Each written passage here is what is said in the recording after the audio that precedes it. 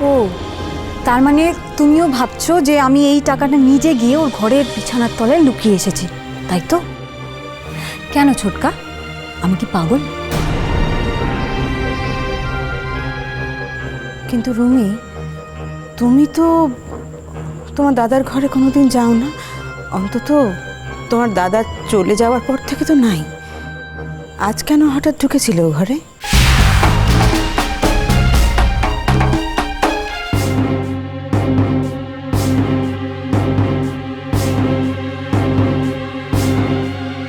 তোমরা আর যাই করো, দয়া করে আমাকে চোর অপবাদটা দিও না প্লিজ। তোমরা যদি কেউ না চাও, আমি জোর করে এখানে থাকবো না, আমি এ বাড়ি থেকে চলে যাব, কিন্তু এই চোর অপবাদটা না আমি নিতে পারবো না, আমি একদম নিতে পারবো না। আমার কিসের টাকা পয়সার প্রয়োজন আছে এখন বলো তো জীবনে? আমার কোনো টাকা পয়সার প্রয়োজনই নেই। বরং লাল চলে যাওয়ার পর ওর কলেজ থেকে যা টাকা পয়সা পেয়েছে সেগুলো আমি বাবার অ্যাকাউন্টে ট্রান্সফার করে দিতে পারলে আমার মুক্তি হয়। অনেক নাটক করেছো তুমি। তোমার এইসব নাটকে না আমার বাড়ির লোকেরা ভুলে থাকতে পারে, তারা হয়তো সব পুরনো কথা ভুলেও গেছে, কিন্তু আমি ভুলবো না। তাই আমার সামনে না দয়া করে এইসব কথা বলতে এসো না।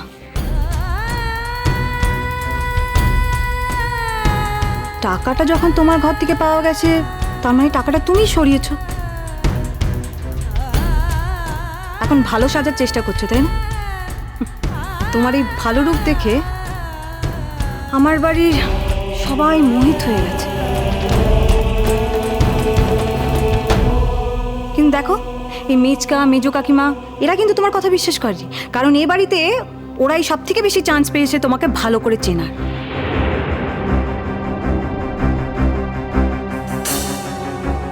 না রুমি, না, আমি আর আগের মতো নেই রুমি। অন্তত শেষ একটা বারের মতো আমাকে তুমি বিশ্বাস করো। আমি জানি রুমি, তোমার দাদা চলে যাওয়ায় তুমি কতটা আঘাত পেয়েছো আমি খুব ভালো করে সেটা ফিল করতে পারি। আর তোমার দাদার মৃত্যুর জন্য তুমি আমাকে দায়ী করেও যে কতটা কষ্ট পাও তাও আমি বুঝতে পারি রুমি। তোমার কষ্ট দেখে, তোমার এত আঘাত দেখে আমি নিজের কষ্ট ভুলে থাকার চেষ্টা করি যাতে তুমি ভালো থাকো। এবারে সবার মতো তুমি যদি ভালো থাকতে পারো তাহলে আমার থেকে বেশি খুশি কেউ হবে না রুমি, কেউ না। দেখো, আমার জীবনে যা হারানোর তা হারিয়ে গেছে, কিন্তু তোমার জীবন তো এইসবে শুরু। জীবনের শুরুতেই যদি তুমি এত তিক্ত হয়ে থাকো, চারপাশের সমস্ত মানুষকে যদি সবসময় এত অবিশ্বাস করো, তাহলে তুমি ভালো থাকবে কি করে রুমি? ভূমি, রুমি বোধহয় এখন আর ওসব কথা শোনার মানসিকতায় নেই। হয়তোবা শুনতো, কিন্তু এ বাড়ি থেকে এখন যা ইন্ধন পাচ্ছ তাতে বোধহয় ও এসব কথা শোনার কথা আর ভাবতেই পারে না।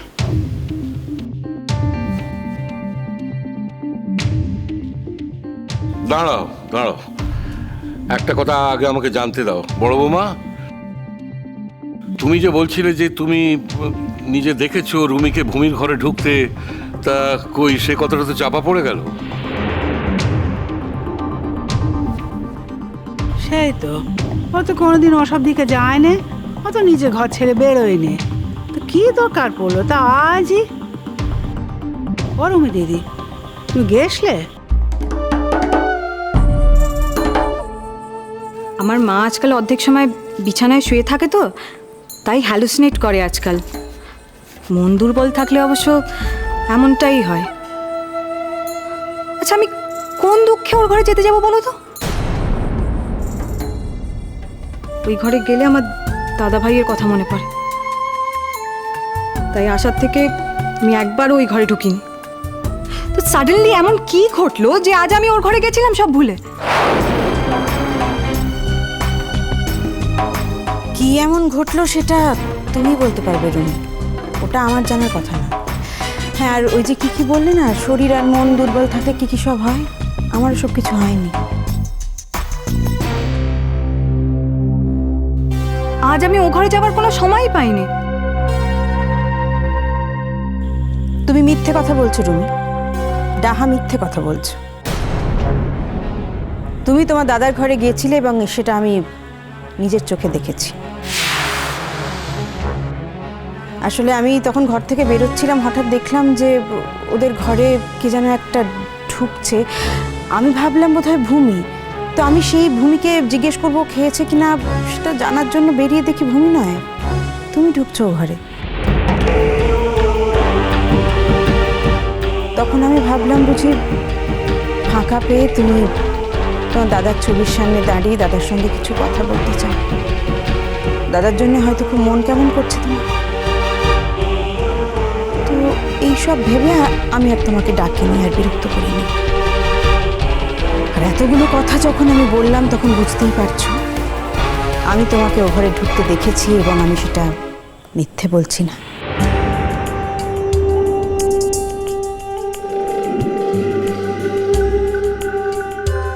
ভূমি ঘর যাও কি অপরাধ নাকি? গেলে কি হয়? আর যদি যে থাকো তো বলছিনি কেন? কি করে বলবে বলুন? আজইও এতদিন পরে ও ঘরে গেল, আর আজই ওর টাকাটা চুরি গেল। আজই আবার সেই টাকাটা ভূমির ঘরের বিছানার তলা থেকে পাওয়া গেল। তাহলে ও যদি স্বীকার করে নেয় যে ও ওই ঘরে গিয়েছিল, তাহলে তো এটাও প্রমাণ হয়ে যায় যে টাকাগুলোর হাত পা গজিয়ে ও ঘরে চলে যায়নি।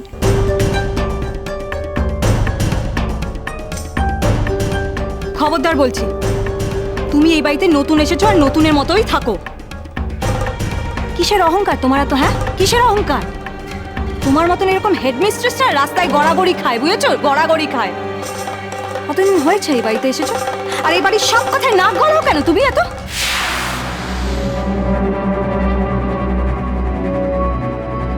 তুমি, আমি কিন্তু এক থাপ্পড়ে তোমার গাল লাল করে দেবো।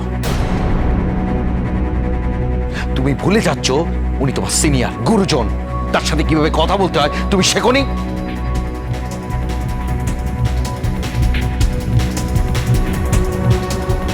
শোনো ছোটকা, তুমি যে কাউকে বিয়ে করে এনেছো বলে তাকে আমাকে মানতে হবে এরকম তো কোনো মানে নেই। আর আমি যাকে তাকে গুরুজন বলে মানতে পারবো না।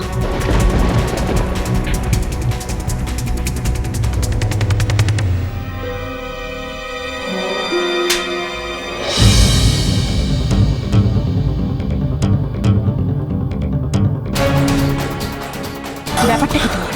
আসার পর থেকে তুমি একটার পর একটা কাণ্ড ঘটিয়ে যাচ্ছ। তোমাকে তো আমরাও কিছু কিছু শিক্ষা দিয়েছিলাম, সব বিসর্জন দিয়েছো। বড়কে বড় বলে মানছো না, যা খুশি তাই করে যাচ্ছ। ব্যাপারটা কি তোমার?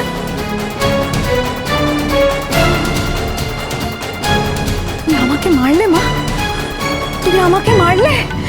হ্যাঁ, দাদা ভাই চলে যাওয়ার পর যে মেয়েটাকে সংসারে হাল ধরতে হবে তুমি সেই মেয়েটাকে মারলে? আর তাও কার জন্যে? তাও এই বাইরের মেয়েটার জন্য তোমাকে মারলে মা?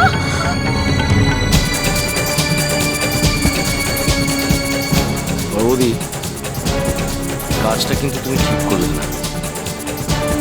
হতে পারে ও তোমার মেয়ে, তা বলে এত বড় মেয়েকে শাসনের নামে গায়ে হাত তোলার অধিকার কিন্তু তোমার নেই।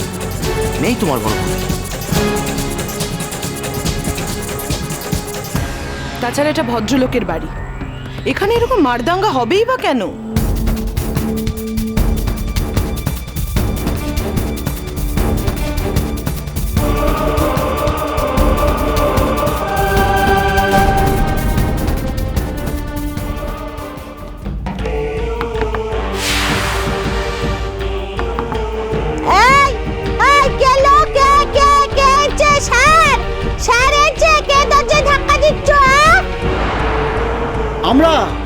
আমরা হোটেলের লোক, তোমার জন্য ভালো ভালো খাবার নিয়ে এসেছি। দরজাটা একটু খোলো না।